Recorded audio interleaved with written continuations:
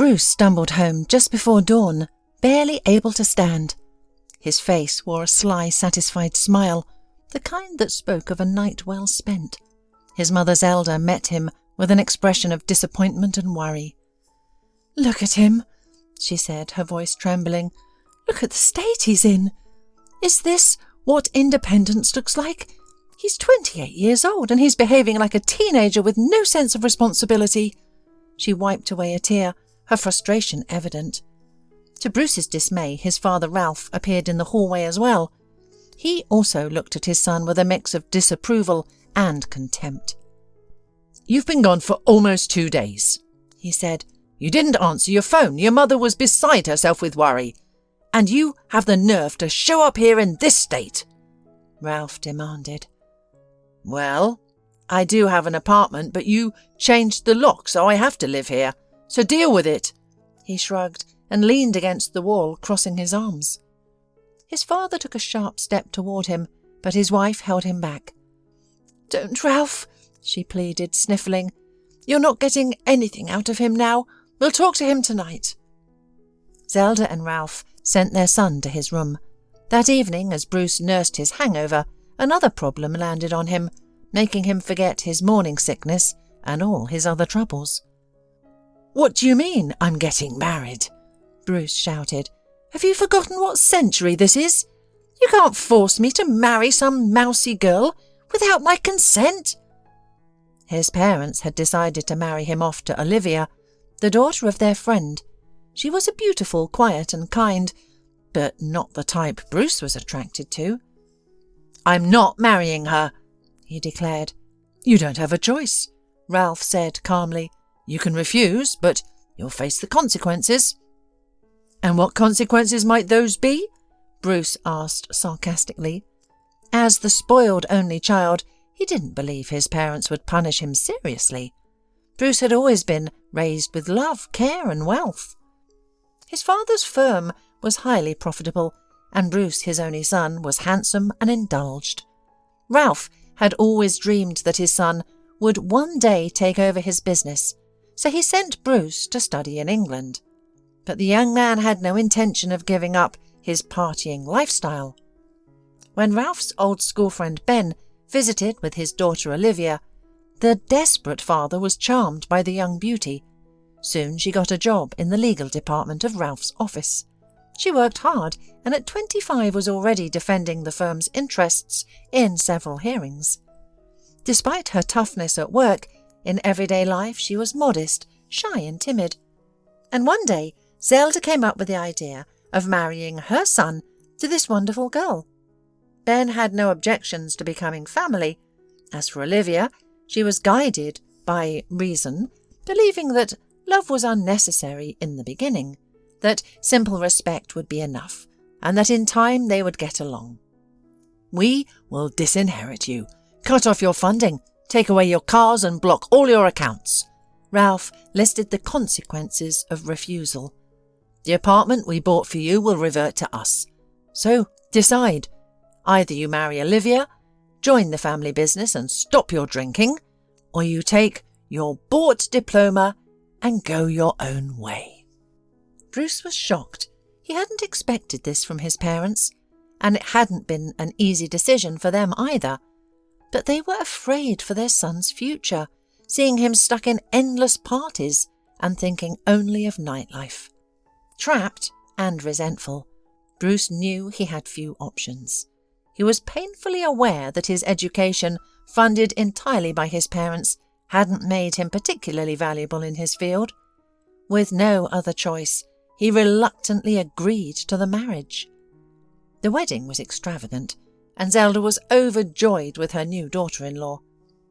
Bruce, however, grew to despise Olivia, blaming her for the life his parents had forced upon him. The beautiful ceremony, lavish gifts, and a wedding registration in the best country club were all a facade, hiding the tension that simmered between the newlyweds. And late at night they arrived at Bruce's apartment, which his parents had returned to him to share with his wife. "The last thing I'll do is sleep with you, you gold digger," he snapped from the moment they were alone, unleashing all his bitterness. Olivia silently retreated to the living room, wiped away her tears, took off her elegant dress, and went to sleep on the sofa. Each day that followed was a struggle for her, as Bruce continued to hurl insults, stayed out with his friends until dawn, and sometimes came home with lipstick stains on his shirt. Olivia couldn't bring herself to tell his parents, not wanting to disappoint them, especially since Bruce had started taking an interest in the family business. At work he ignored her, and in private he continued to insult her, smirking when he saw tears well up in her eyes. After one of his nights out at a club, Bruce got into a car accident. It happened near their home as he was trying to park the car. Olivia, as usual, was sitting in the kitchen waiting for him. She knew their marriage was a sham, but she still worried about him and felt responsible. When she heard the sounds of the crash, she rushed outside. Fortunately, the accident wasn't serious. Bruce had a cut on his eyebrow and an injured leg. Olivia helped her husband out of the car and into the house. "Are you okay?" she asked softly, bringing the first aid kit. "I'll tend to your wounds, but we should visit hospital in case you have a concussion." Olivia kept talking, afraid that if Bruce spoke, he would start insulting her again. The next morning, Bruce's parents arrived to see their son, and before Bruce tried to figure out a way out, Olivia explained everything to them, taking the blame. "You see, Bruce decided to teach me how to drive, and when a car came towards us, I panicked and mixed up the gas and brake pedals.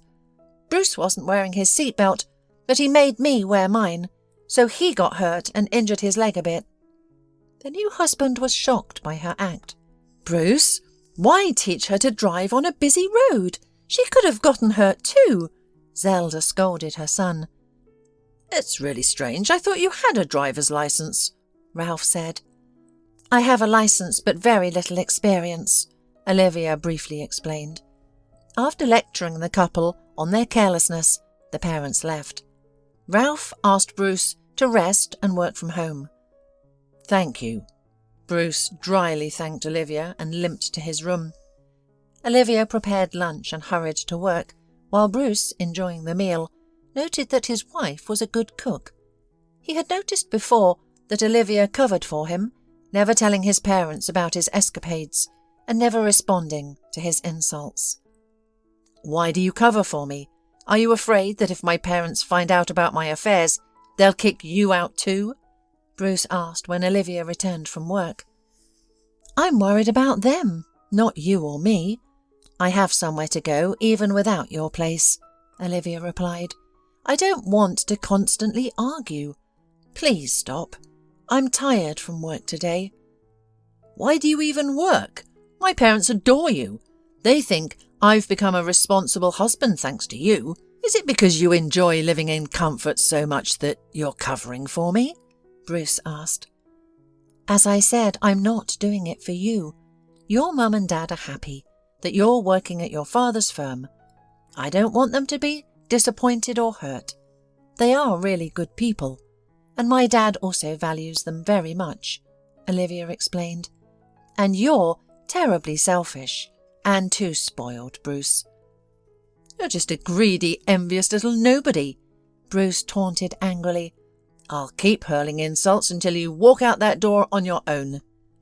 The sound of footsteps echoed through the hallway. Zelda, seething with anger, rushed towards her son. Her eyes were full of disappointment. "What a spoiled, irresponsible child you are!" she cried out. "How dare you say all this? Didn't we raise you to respect others, especially your wife?" Tears streamed down the woman's face as she clutched her chest, her breath catching. "Zelda?" Olivia rushed to her side, catching her as she began to collapse. "Call an ambulance!" Olivia shouted at Bruce, her voice trembling. He lunged for the phone but stumbled, his injured leg giving way, and he crashed to the floor. Olivia grabbed the phone and dialed the emergency number herself. Fortunately, Zelda's condition wasn't critical. Her blood pressure had spiked dangerously high. Bruce was diagnosed with a severe sprain and given a stabilizing brace. "Olivia, "You can stay with us for a while," Zelda asked, her voice steady but firm. "Let this foolish boy handle everything on his own." "Zelda, everything is fine. I'll stay with my husband," Olivia replied softly. She knew Bruce needed help, and despite his hatred and hurtful words, she decided to help the man who needed help and was, after all, her husband. 2 weeks passed. Bruce no longer insulted Olivia, but she still didn't speak to him. She did all the housework and helped Bruce with his tasks without a word. Having been home for 2 weeks, Bruce grew accustomed to Olivia always being there, helping him with reports and anything he didn't understand at work. He tried his best to grasp the firm's affairs. After a month, his leg had fully healed. Bruce and Olivia still only communicated about work. She ignored any personal topics. Surprisingly, he found out that he enjoyed watching her cook, work, and chew on her pen cap thoughtfully when pondering something serious. "Olivia, let's go to my friend Ian's birthday party tonight," Bruce said, sitting across from her at the table, distracting her from her work. "But I wasn't invited," she said, surprised. "You were," he replied. "We'll stay for a couple of hours and then come home. We'll leave early so we're not late for work tomorrow." Olivia just nodded in agreement. The birthday party was at an expensive restaurant. Everything was perfect. Bruce doted on his wife, ignoring the girls who smiled invitingly at him. "Bruce, are you drinking?" Olivia gasped. "But who's going to drive?" "You," Bruce smirked. "I've seen how you park. That means you're an excellent driver." "But I've already had 3 glasses of champagne," Olivia giggled. The party was very fun, and the couple forgot all their disagreements. They returned home by taxi, drunk and happy. At home, they decided to continue the celebration, and passion overtook them both, clouding their judgment. The next morning, Bruce woke up with a slight fear. He didn't regret their night for a second, but he was anxious about Olivia's reaction. "Sorry for the stupid mistake," he said, meaning that he should have done things differently. Confessed his feelings first, because he had fallen in love with her. But Olivia misunderstood his words, and they stung her deeply. She rushed away, slamming the door behind her. "Olivia, I didn't mean it like that," he called out, hurrying after her. But a call from his father interrupted him, demanding his immediate presence. Something urgent had come up at the firm. "Olivia, Dad needs me. I'll be back as soon as possible and we'll talk," he shouted from the hallway and left the house. Bruce quickly handled the matter, explained to his father that he needed to get back to his wife, and rushed home. But Olivia wasn't there. He called his mother, but she hadn't seen her either. On the table lay a note. "I'm filing for divorce, so you don't have to worry. Your parents won't disinherit you. I wish you happiness. Olivia." "Damn it!" Bruce exclaimed in frustration and rushed out of the house. "Mum, where can Olivia be? Where can I find her?" he asked his mother, explaining that Olivia had misunderstood and left. Zelda, delighted that her son was in love with Olivia, gave him the address of Olivia's father. Bruce headed there, buying a bouquet of roses on the way. His mother's instincts were correct. Olivia had sought refuge at her father's house. Initially, the man refused to let Bruce in, but after a sincere plea, he softened. "Olivia!" Bruce called out as he entered her room, finding her sitting on the bed. "Olivia, you misunderstood me, and you left without giving me a chance to explain." He kneeled before her, tenderly wiping away her tears, and took her hands in his. "I'm sorry for all the pain I've caused, for not telling you sooner that I love you. But I don't regret a single moment we've shared. Please forgive me. Don't leave me. I don't want a divorce, and I don't care about the inheritance. Just stay with me," he whispered, holding her hands tightly. Olivia embraced him, reassuring him that she loved him too and had no intention of leaving. Together, they returned home, determined to start fresh, leaving their past hurts and disagreements behind.